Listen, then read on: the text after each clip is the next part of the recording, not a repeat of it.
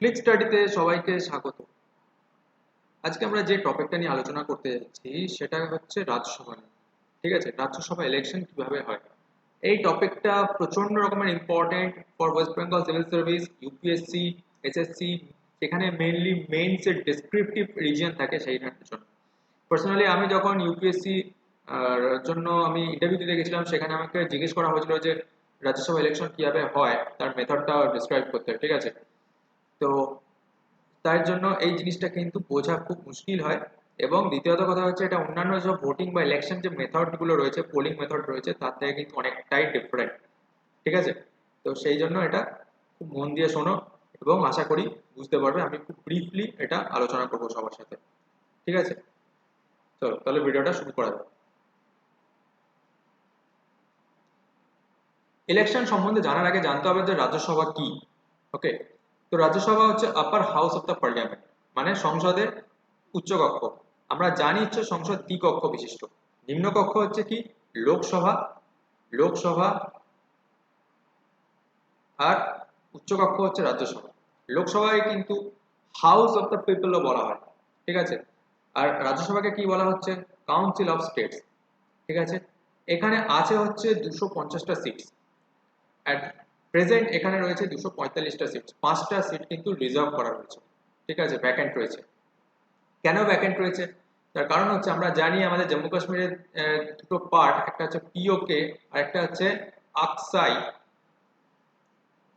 China.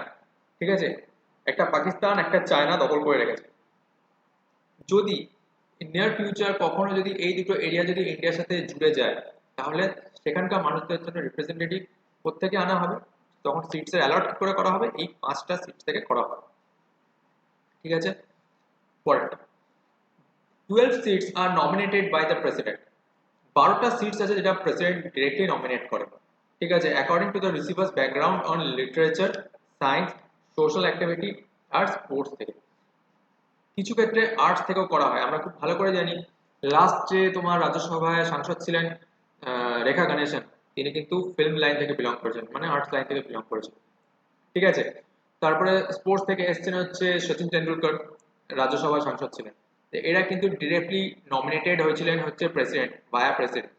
এরা তাই জন্য এদের কোনো রাজনৈতিক র্যালি, কংগ্রেস ইয়া সিপিএম ইয়া বিজেপি কোনো জায়গা থেকে দেখে দেখা যায় না। ঠিক আছে, পরের পয়েন্ট হচ্ছে এখানে আসতে গেলে ফার্স্ট ক্রাইটেরিয়া হচ্ছে you have to be Indian, ভারতীয় হতেই হবে এবং 30 বছর বয়স হতে হবে। লোকসভায় হচ্ছে এটা 25 ইয়ার্স, রাজ্যসভায় 30 বছর। ঠিক আছে, টার্মস ইন রাজ্যসভা ইজ হচ্ছে 6 বছরের। 6 বছরের তোমার টার্মস থাকবে। ওকে, 6 বছরের টার্মস এই কারণে থাকবে কারণ হচ্ছে লোকসভা হয় কি, যদি ইন এনি সার্টেন কেসেস, কোনো রকমের কেসে অনাস্থা আসলো সেন্ট্রাল গভর্নমেন্টের এগেনস্টে, বা মানে পোলিং, পোলিং এ তোমার লোকসভা ভোটের দ্বারা তোমার গভর্নমেন্ট পড়ে গেল কোনো রকম ভাবে, যদি গভর্নমেন্ট সেই ক্ষেত্রে হবে কি তোমার লোকসভা ভেঙে যেতে পারে। কেন হয়, because union ministry, union cabinet যেটা আছে সেটা সোললি রেসপন্সিবল থাকে হচ্ছে লোকসভায়, রাজ্যসভায় থাকে না কিন্তু। তাই রাজ্যসভা কিন্তু কখনো ভাঙা যায় না। ঠিক আছে, Rajya Sabha can not be dissolve by any means, কোনোভাবেই ভাঙা যাবে না। তাই জন্য লোকসভা থেকে রাজ্যসভা কিন্তু অনেক বেশি স্টেবল হয়। ওকে, চলো নেক্সট স্লাইডে যাবো এবার। এই মুহূর্তে রাজ্যসভার চেয়ারম্যান কে আছেন, ভেঙ্কাইয়া নাইডু আছেন, তিনি also vice president of India. Deputy chairman হচ্ছে হরিবংশ নারায়ণ সিং, জেডিইউ দল থেকে বিলং করছেন। লিডার অফ দ্য হাউসের কে রয়েছেন বিজেপি দলের থেকে ইউনিয়ন ক্যাবিনেট মিনিস্টার পীযূষ গোয়াল। Deputy leader of the house হচ্ছে মুক্তার আব্বাস নকভি, বিজেপি দলের থেকে। লিডার অফ দ্য অপোজিশন হচ্ছে মল্লিকার্জুন খাড়গে, আইএনসি, ইন্ডিয়ান ন্যাশনাল কংগ্রেস থেকে। And deputy leader of the opposition Anand Sharma, INC. ঠিক আছে, next seats by different states. Different স্টেটে কিন্তু ডিফারেন্ট ডিফারেন্ট সিটস আছে রাজ্যসভা। ওকে, সবাই জায়গায় কিন্তু সমানভাবে নেই।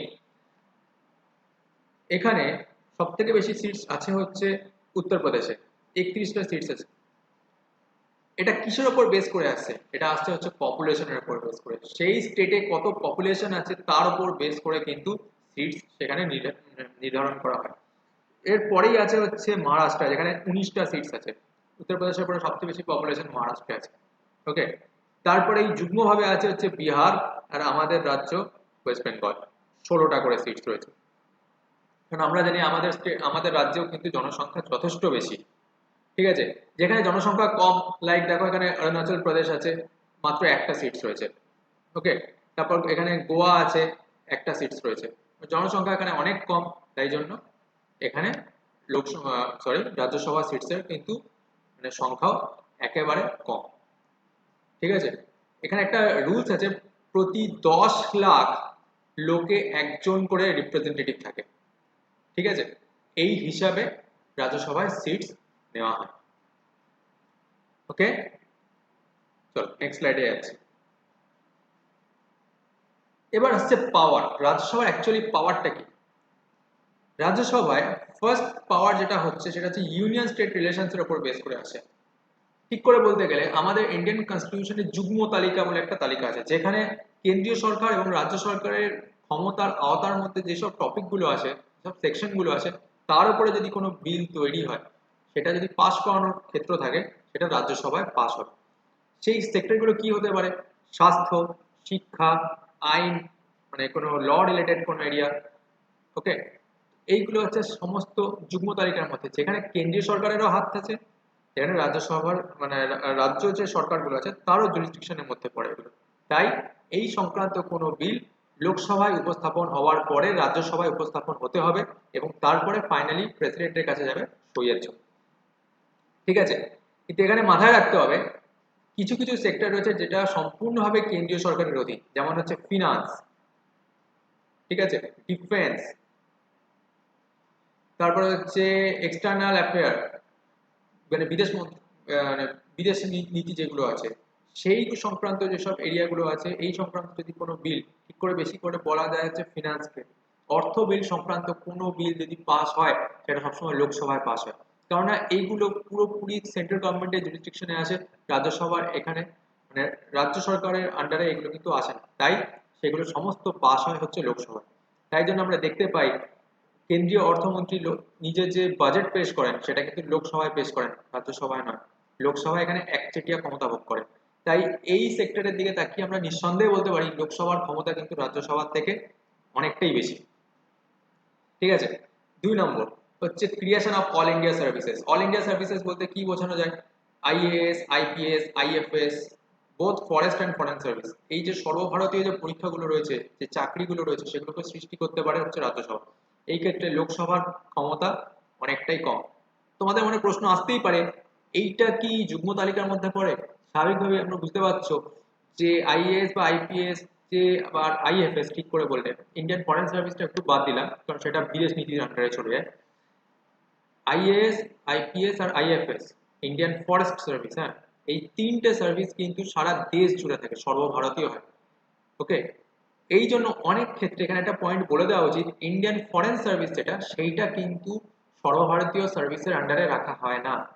ইন্ডিয়ান ফরেন সার্ভিস সেন্ট্রাল গভর্নমেন্টের সার্ভিসের আন্ডারে রাখা হয়, অল ইন্ডিয়া সার্ভিস নয় কিন্তু এটা, ঠিক আছে। এখানে অল ইন্ডিয়া সার্ভিসের মধ্যে আসে হচ্ছে IAS, IPS and IFS forest service. কেন না, এরা বোথ রাজ্য এবং কেন্দ্রীয় সরকার দুটোর অধীনেই কাজ করছে।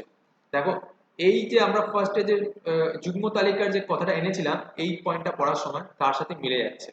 কেন্দ্রীয় সরকারের জুরিসডিকশনেও আছে এরা, রাজ্য সরকারের জুরিসডিকশনেও আছে। তাই এই সেক্টরটা রাজ্যসভাই তৈরি করে, লোকসভার এখানে কোনো ক্ষমতা কিন্তু নেই। আশা করি পয়েন্টটা ক্লিয়ার হয়েছে সব, ঠিক আছে। এখানেও কিন্তু লোকসভার মতো 2/3 মেজরিটিতে আমাদের বিল পাস করাতে হবে, তবে এটা রাষ্ট্রপতির কাছে যাবে সাইনের জন্য, ঠিক আছে, সেম অ্যাজ লোকসভা। ওকে, চলো পরের পয়েন্টে। এবার আসছে মেইন জায়গা যেটা, সেটা হচ্ছে ইলেকশন প্রসেস। ইলেকশনটা কি করে হয় রাজ্যসভায়? সবার আগে মনে রাখতে হবে এখানে খালি এমএলএ মানে বিধায়করাই কিন্তু এই রাজ্যসভার ইলেকশনে পার্ট নিতে পারে। ও এমপিরাও পর্যন্ত পার্ট নিতে পারবে না, কাউন্সিলর পারবে না, পঞ্চায়েতের কোনো মেম্বার পারবে না, ঠিক আছে, খালি এমএলএ রাই পারে। ইনফ্যাক্ট লোকসভার যারা এমপি তারাও পারবে না। Okay, seats are allotted to the states of the basis of population, এটা তো আমরা আগেই আলোচনা করেছি। আর তারপরটা কি, দ্য ফোর্থ শিডিউল, এটা খুব মনে রাখার খুব দরকার আছে যে ভারতীয় সংবিধানের ফোর্থ শিডিউল, যেটা কিন্তু এই allocation of seats in the রাজ্যসভায় কতগুলো সিটস থাকবে, স্টেট আর ইউনিয়ন টেরিটরিজে সেইটা ডিটারমাইন করে কিন্তু, ঠিক আছে, সেটা নির্ধারণ করে, সেটা 4th শিডিউল অফ ইন্ডিয়ান কনস্টিটিউশনে বলা রয়েছে। এবার আমরা দুটো চার্ট দেখতে পাচ্ছি। এই চার্টগুলো কেন দিয়েছি? যাতে আমরা ইলেকশন প্রসেসটা ভালো করে বুঝতে পারি, সেটার জন্য দিয়েছি। ঠিক আছে, ফার্স্ট চার্ট যেটা আমরা দেখতে পাচ্ছি সেটা হচ্ছে রাজ্যসভায় কতগুলো সিটস রয়েছে এই মুহূর্তে। 245টা সিটস, 233টা ইলেক্টেড, 12টা রয়েছে নমিনেটেড। আমরা বুঝতেই পারছি যেগুলো কালার্ড রয়েছে সেই কালার্ডগুলো হচ্ছে এক একটা দলের কালারকে আমরা রিপ্রেজেন্ট করেছি। যেমন আমরা এই এই অরেঞ্জ কালার দেখলে বুঝতে পারছি এটা বিজেপি, এটা হচ্ছে আইএনসি, ওকে, এটা হচ্ছে সিপিএম থেকে আসছে, এটা হচ্ছে টিএমসি থেকে আসছে, আমরা এটা বুঝতে পারছি। আর যেগুলো আমরা নিউট্রাল হোয়াইট কালার দেখছি সেগুলো হচ্ছে presidential nomination, president of India যাদেরকে নমিনেট করেছেন তাদের। ওকে, এইটা হচ্ছে ওয়েস্ট বেঙ্গলের যে লেজিসলেটিভ অ্যাসেম্বলি আছে সেখানে সদস্য সংখ্যা। কিন্তু এটা আমি কেন দিয়েছি সেটা আমি ইলেকশন প্রসেসের মধ্যে কি আমি বলছি, ঠিক আছে, এটার কেন গুরুত্বটা আছে। তো ফার্স্ট আমরা আসবো হচ্ছে যে রাজ্যসভার ইলেকশনের মেথডটা কিরকম। এটাকে বলা হয় হচ্ছে যে ওপেন ব্যালটে, এটা মানে এই ভোটিংটা হয় ওপেন ব্যালট, এটা আমাদের মনে রাখতে হবে, ঠিক আছে। ওপেন ব্যালটে মানে এই পোলিংটা হয়। এটা মানেটা কি? ওপেন ব্যালট মানে হচ্ছে যে লিমিটেড ওপেননেস। কিরকম? এখানে আগের মতো সেই ব্যালট পেপারই হয়, এখানে কোনো ইভিএম মেশিন হয় না, ঠিক আছে। এখানে ব্যালট পেপারটা কিরকম দেয়া থাকে? এখানে ব্যালট পেপারটা থাকে হচ্ছে এরকম একটা পেপার করা থাকবে যার মধ্যে এরকম কতগুলো খোপ কাটা থাকবে। এখানে এ, বি, সি, ডি, ধরুন এই চারজন কোনো রাজ্য থেকে দাঁড়িয়েছে, ঠিক আছে, এই তাদের নামগুলো দেওয়া থাকবে এখানে, ওকে। এই নামের পাশে আমাদেরকে কি করতে হবে? ধরুন আপনি একজন বিধায়ক, তো আপনাকে এখানে প্রেফারেন্স বসাতে হবে 1, 2, 3, 4। একে আপনি 1 নম্বর প্রেফারেন্স দিচ্ছেন, 2 নম্বর প্রেফারেন্স দিচ্ছেন, 3 নম্বর প্রেফারেন্স দিচ্ছেন, ডি কে 4 নম্বর প্রেফারেন্স দিচ্ছেন, এইভাবে আপনাদেরকে বসাতে হবে, ঠিক আছে। এবার ওপেন ব্যালটের কথাটা তখনই আসছে, তার কারণ হচ্ছে যাতে ক্রস পোলিং যাতে না হয়। মানে যখন আপনি সেখানে ভোট দিতে যাচ্ছেন, আপনি ভোট দিলেন ব্যালটে, এবং সেখানে আপনি যে দলের থেকে যাচ্ছেন সেই দলের একজন এজেন্ট আপনার ঠিক সামনেই বসা থাকবে। আপনাকে করতে হবে কি, সেই ব্যালটটাকে, সেই পেপারটাকে আপনি কাকে ভোট দিয়েছেন সেটা একবার তাকে দেখাবেন, দেখানোর পরে সেটা রেখে দেবেন ব্যালট বক্সে, ঠিক আছে। সেটা কেন করা হয়? যাতে আপনি আপনার দলের প্রতি যেন সঠিকভাবে থাকতে পারেন, যেন আপনি যে ক্রস ভোটিং করেননি সেটা বিচার করার জন্য। তার মানে এই নয় যে আপনি আপনার দলের বাইরে অন্য কাউকে ভোট দিতে পারবেন না, সেটা আপনি দিতেই পারেন, কিন্তু তার জন্য আপনার এগেনস্টে কোনো শাস্তির খাড়া নামবে না, অ্যাটলিস্ট রাজ্যসভা থেকে নামবে না। আপনার দল যদি কোনো অনুশাসন নিতে নেয়, কোনো শাস্তির বিধান দেয়, সেটা আপনার দলের বিষয়, ওকে। এটা হচ্ছে ফার্স্ট কথা। এবার কিভাবে হচ্ছে এই ভোটিংটা সেটা জানবো। আমাদের রাজ্যের বিধানসভায় কতজন বিধায়ক আছে তার উপরে বেস করে এটা আমরা জানবো।